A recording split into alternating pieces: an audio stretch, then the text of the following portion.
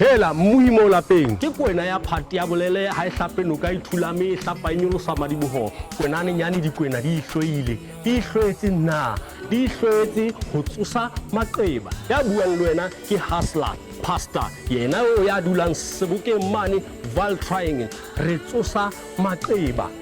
ke lenaneo le o utlwisetsang lona ngwaneso mo lapeng o santsane o dutse ha monate lenaneo lena le bitswang ka hore ke re tsosa maqeba bona ha re tsose maqeba fela re a tlama maqeba ana hao ke maqeba a ina re tsosa maqeba ana hore ha eba no kile wa lemala mosebetsing re tsosa maqeba ha eba ngwana eno abuti wa hao ausi wa hao o kile a lemala mosebetsing ya ba ha qeta o lebala mosebetsing ha a thole ditlabakelo tsa hae tsa hore ba mo patale mosebetsing ho kwano ho rona ho re tsosa maqeba re tle re tlo o thusa mamela o tla ntshwara mohaleng go fe ditaba tsa hao hore re tsosa maqeba hape re ya wa tlama